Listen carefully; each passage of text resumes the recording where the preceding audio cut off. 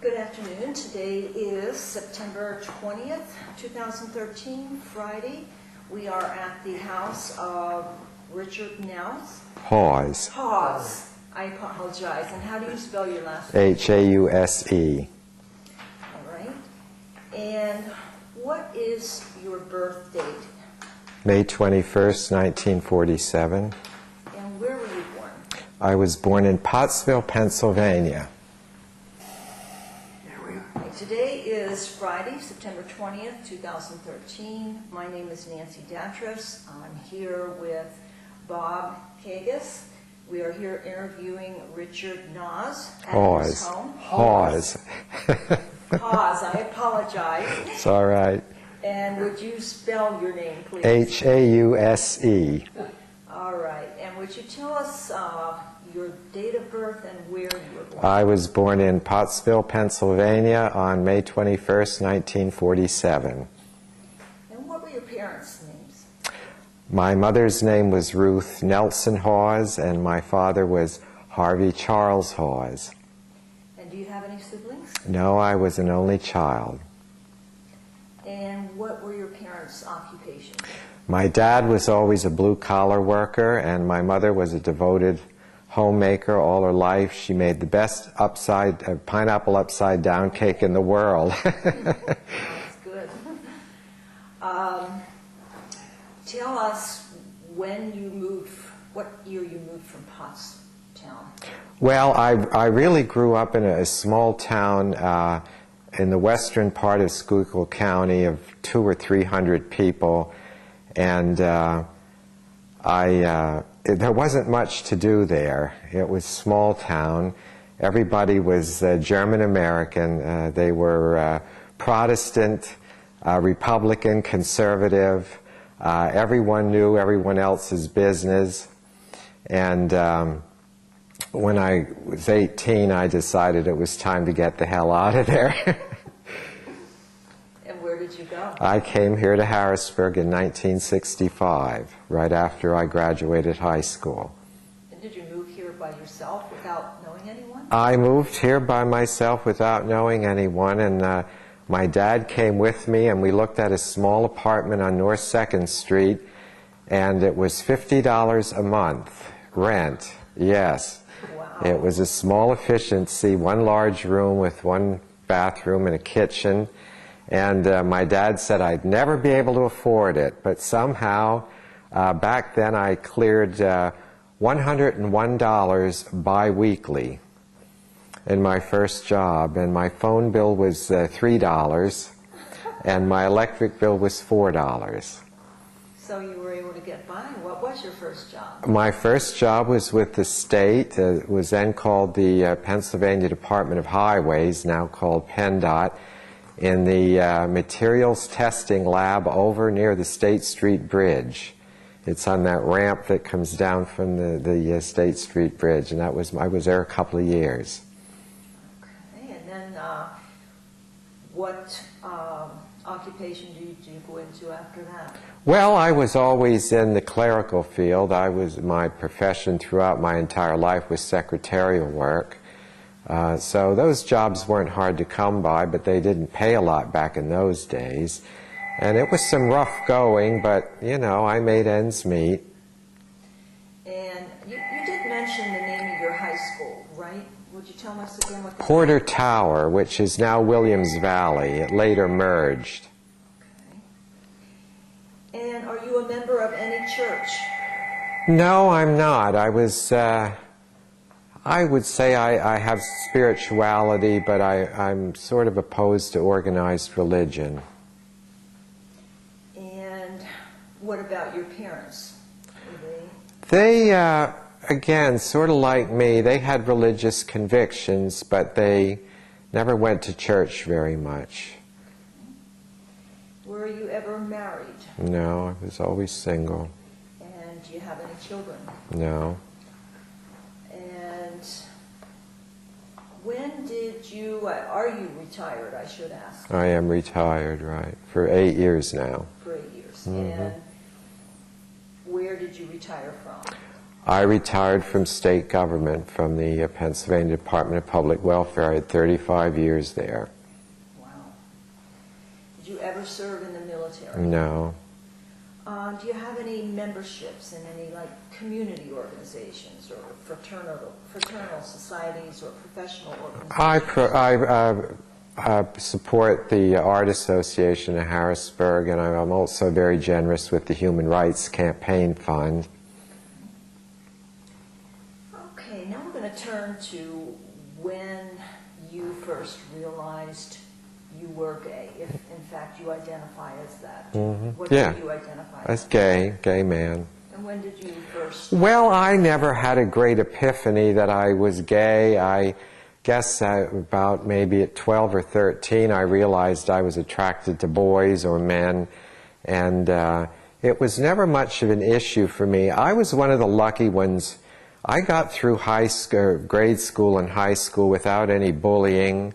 That isn't to say there wasn't an occasional rotten apple in the barrel that called me a sissy or whatever, but I didn't have too much trouble. But that was a different time back then. You know, school principals and teachers ruled with an iron fist, and they didn't put up with a lot of shit. So, you know, there wasn't a whole lot of that went on back then. Now I turn the TV on and I hear about it all the time. How about when you left your hometown and moved here to Harrisburg? Did you experience any harassment or Well, any kind? not really. You know, it was a much different time then. Harrisburg back then was an altogether different city. It had a very vibrant, bustling, busy downtown. There were like 3 major department stores. There were all kinds of specialty shops and restaurants, movie theaters, the whole bit. And I think for younger people to understand what it was like back then, you kind of have to look at the social stigma that prevailed. First of all, the sodomy laws were still on the books in Pennsylvania. Most states had repealed their sodomy laws back in the 1950s when they were challenged in court, but not good old Pennsylvania, always in the dark ages. They didn't repeal theirs until the 1980s. Secondly, the American Psychiatric Association considered homosexuality a treatable mental illness. And the churches, most of the mainline churches, told us we were an abomination before God and were doomed to hell. So there you were, you had, you know, the state saying we were criminals, the psychiatrists saying we were sick, and the churches saying we were sinners. So that was a hell of a lot of baggage for anybody to carry back then. And don't forget that we were in the middle of the Vietnam War. Back then there were peace demonstrations all the time. The Civil Rights Act had just been signed in the mid-1960s, so there were race riots. It was a very difficult and tumultuous time. But discrimination, yes, there was a lot of discrimination went on back then, and I think younger people today can't even identify or imagine it. But for example, I had friends who would go to look at an apartment they were interested in, and they were told, well, I'm sorry, we just don't rent to your kind. I knew of people who went on job interviews and they were told by the employer, well, you're well qualified, but we don't think your kind would fit in here. Or it was not uncommon to go into a restaurant and the owner or the manager would tell the waitress not to wait on you. And you sit there like a damn fool. And that's just sort of the tip of the iceberg. I mean, it was a very, very difficult time. Did you experience any of that, those examples you just Yeah, I did in employment, and I remember going on interviews where they didn't come right out and say, we don't want you because you look like you're gay, but the handwriting was on the wall. It was pretty obvious. I always had, I guess I'd call them sympathetic or understanding landlords. I never had the problem with being kicked out, but I did know of people back then that you know, were thrown out of their apartments. Their leases were terminated because they were gay. A lot of couples back then didn't live together for that reason, because when two guys live together for any amount of time in an apartment or a house, people draw their own conclusions and make a lot of assumptions, so they didn't want to take that risk, and they lived apart.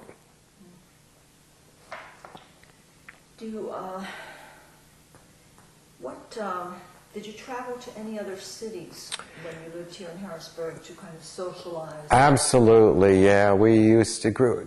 There was a lot more social activity back then. There were private parties, dinner parties, cocktail parties, picnics, things like that. There was more of a sense of camaraderie. But we occasionally would go to Baltimore, Philadelphia, D.C. The first gay bar I was ever in my life was the Georgetown Bar and Grill on Wisconsin Avenue in D.C. And here I am, you know, a little boy from a small town, and I walk in and there are all of these men, and I thought I'd died and gone to heaven. And it was a real eye-opening experience for me. But yeah, Atlantic City was the place to go in the summer. Now everybody goes to Rehoboth or other places. But we go to Atlantic City and stay at the, I think it was called the Chester Inn, yeah. Went through all of that. What impact did coming out have in your work life, if any? Or when did you come out? Well, I came out very early. I guess I was only 18 at the time, to my parents. And my dad they both had a difficult time with it, but my dad eventually came around and understood and accepted me, but my mother never did. She, since I was an only child, I think she wanted grandchildren, and she kind of held that against me up until the very end. She died about 5 years ago. But I always thought that she felt I was an embarrassment to the family. And my dad, with him it wasn't an issue. But I never really had much trouble in employment. It worked out pretty well. Okay, what about your coming out and the impact it had on your political life, if any impact? Well, I grew up in a very Republican area, but when it was time for me to register to vote, I was a Democrat. That was my decision. And I always felt, that the Democratic Party was always going to be the one that was more in favor of rights for gay people. But back then, that was hardly an issue. The subject never came up politically. What about, and I know you said you're not into any organized religion, but even in that non-organized spiritual way, did your coming out have any conflict for you in that manner? No, not really. I tell you, I don't know how many gay and lesbian people share my view on this, but I think that organized religion has been the one thing that has caused the most grief to the gay community for years, because a lot of this nonsense they hear from the pulpit. Today we have all of these televangelists and these mega churches and everything, and most denominations, save very few, have always been very anti-gay. And I think that organized religion is really the sore spot there. Back in the 1980s, when Ronald Reagan was elected and those characters like Jerry Falwell and Pat Robertson surfaced, they pushed their way into politics. And I think that they have done an awful lot of harm. I really think they do. I think the public would not be as anti-gay as they are today had it not been for organized religion. That's, I think, the source of all of it. They quote the book of Leviticus, and they're always, ready to burn us at the stake. And I just think it's a lot of shit. I really do.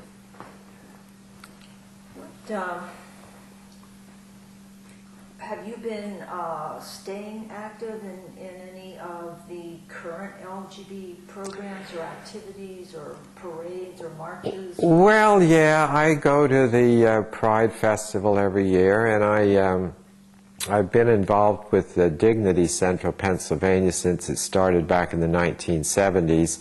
It's kind of withered away a little bit. We still have a little core group.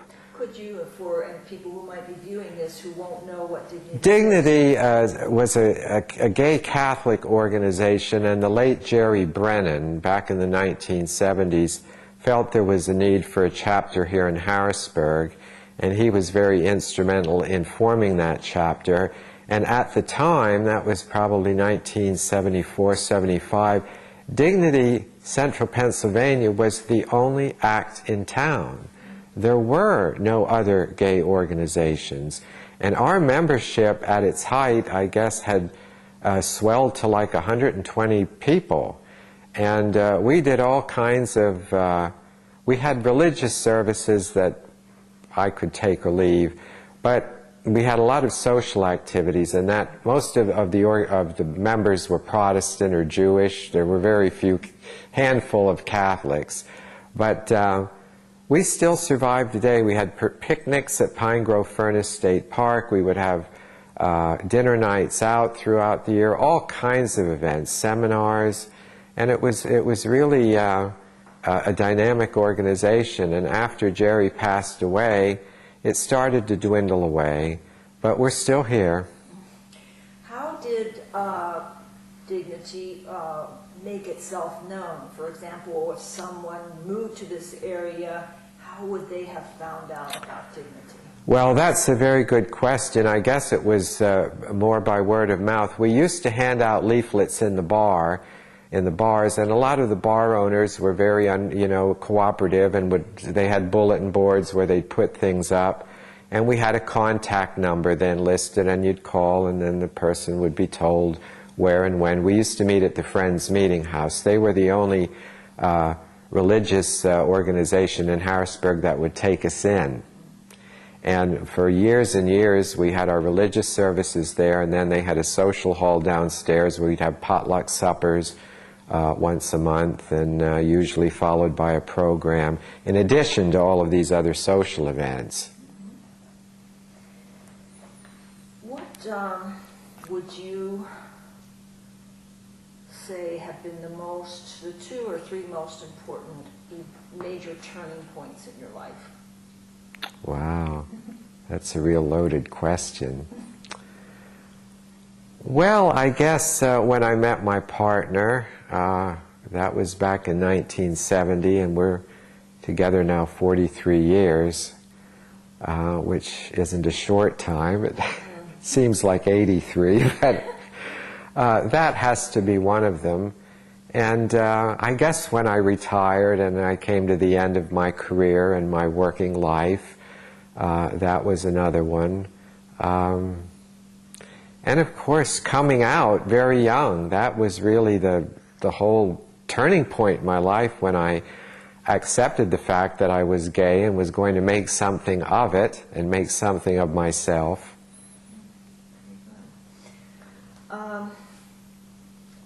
What books or music is of particular significance to you, and why? Oh my. Gee, I've always been a history buff, so most of what I read is American or world history. I read Obama's last book, The Audacity of Hope, which I thought was very inspiring. Music, I'm into all types. I like classical, I like rock, my favorite though is New Age. I have a lot of New Age CDs. But there isn't like one piece of music that I can say has really inspired me tremendously, or one book. How much, what are some of the major challenges, is what I really want to say. Do you think, even though gay rights has come a long way since you mentioned you were coming out, it was totally different back then, but in the here and now, what challenges do you think the gay community still faces? Well, as you say, the last decade or so has just been monumental in terms of the advances we've made, but I think we still have a long way to go. I come back to organized religion now, you know, interfering in politics, and it's really politics that we have to look to for relief in the courts and for legislation, but there's still, I think, a lot to be done.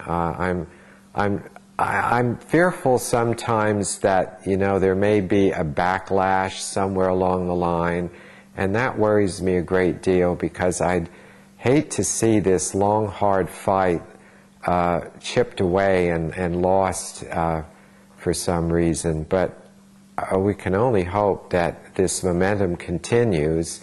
I hope it will, and it certainly looks like it will, but, you know, politics and the courts and all of that, that's strange. Strange things can happen, so I don't think we're anywhere near where we should be, but we're on our way. Anything that you can think of that you thought we would ask that we didn't ask, or anything you want to add to your interview? Again, thinking that people... Well, sure. From a historic point of view, let me get back to Harrisburg and the way it was. I mentioned earlier that there was a lot more camaraderie than is more private social events, parties and picnics and things like that. And even though it was a very difficult time, the gay community was much smaller back then. And I think that the reason for that was two-sided. First of all, a lot of gay men and lesbian women, given the discrimination and the downright hatred, went into the closet and slammed the door and never came out. There's, I think, another element of gay men and lesbian women who caved in to peer pressure and parental pressure and got married, feeling that someday, you know, maybe their spouse would turn them straight or whatever. And back then, that was a common belief. You meet the right woman or you meet the right guy, and you're going to be okay. And we've all been down that path. But the community at large was really much smaller. And when I say community, I mean those people who were out and embraced the gay culture and participated in it. Bars, we had two bars back then, the Warner Hotel Bar, which was a real dive, and the 400 Club at the corner of 2nd and South Street. And they were the only two bars in town. Bar nights like Friday and Saturdays were the time that people came to the bars because all the little surrounding communities around Harrisburg didn't have bars. So people came in from out of town. It was a much different time back then. But no, you didn't ask. I thought your interview, your questions were right on. I'd like to ask you one question that I thought of. Do you mind telling us how you met your partner since you've been together for 43 years? I met my partner through a mutual friend, and he was fresh out of the Navy. And at first it was touch and go because he came from a very strict religious background. And we worked it out. We had a lot of ups and downs, but it eventually worked. And he's been a really good partner. That isn't to say that we haven't had our bumps in the road along the way and had to work a lot out. But we're both retired now. We're both enjoying our retirement, and I highly recommend it. I think for young gay and lesbian people today, there isn't enough of an emphasis on relationships. And the key to a good relationship is true and lasting love. That has to be there. Have you, do you mind my asking again, because I'm so impressed with the fact that the longevity of your relationship and you're still together, because I agree, I think the media and other organizations try to paint the gay community out as just bed hoppers. Right. Going from one to another. Right. Have you and your partner ever wished you could legally get married? Well, to be honest with you, it's not a real big issue for us. We're comfortable with who we are and where we're at right now.